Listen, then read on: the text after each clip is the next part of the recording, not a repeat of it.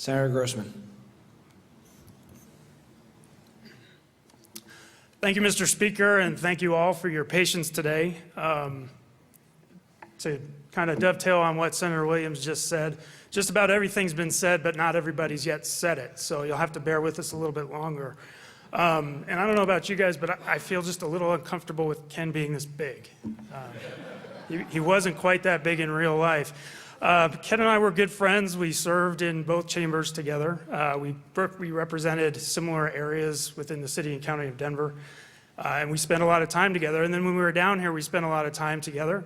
When he sat in Representative Hollingworth's seat, I was just a couple chairs over. And in the Senate, when I was elected, not by a vacancy committee, but legitimately, I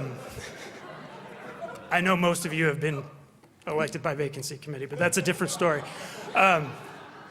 When I got over to the Senate, he told me that he was going to put me right next to him, and when I asked why, I thought it was going to be some really good, important reason, and he said, because you're the only person who laughs at my jokes.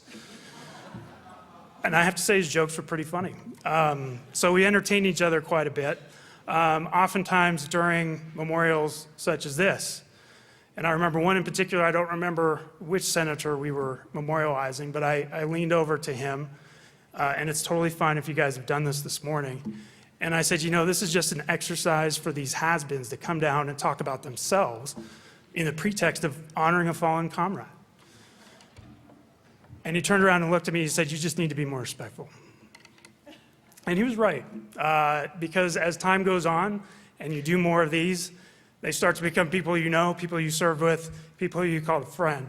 And so that's what we're doing today. Ken was deeply moved, and everything he did down here was colored by the fact that he was in the minority most of the time that he was down here.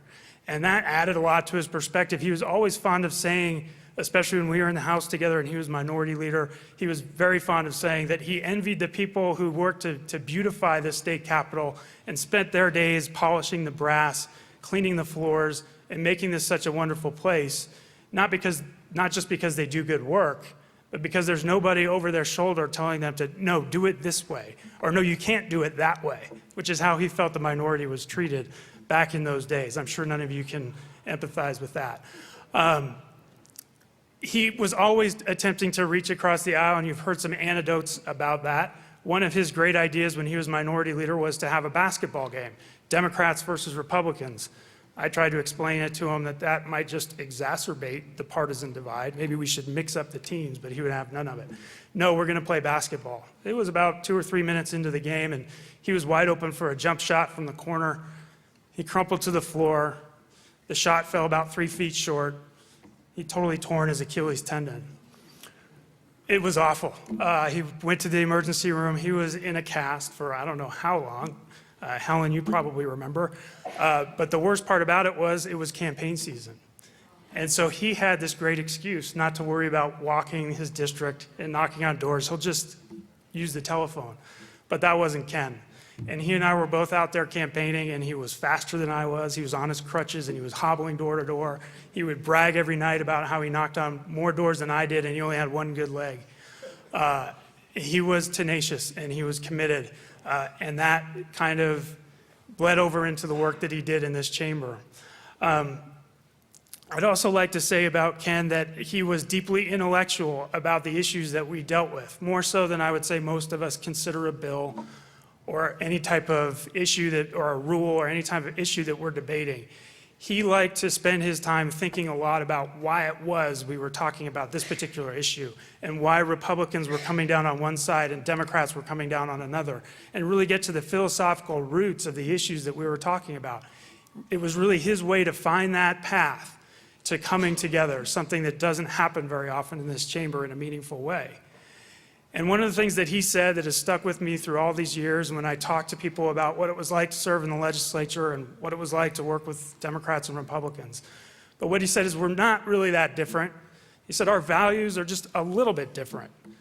Republicans tend to really place a priority on freedom.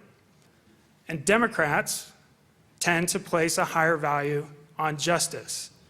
And as you can tell, there's a lot of overlap between those two values, and the trick is trying to figure out in that Venn diagram where it is that we can value both of those ideals and make constructive public policy. It felt like a political science class. I heard, I've heard people wax poetic about how he was in his teaching days, but it really stuck with me, and it's something that I think we can all bear to remember.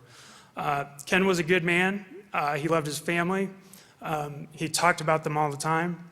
He did love this place, and he loved the good work that he was able to do, and he did it better than most, and I was honored to serve with him.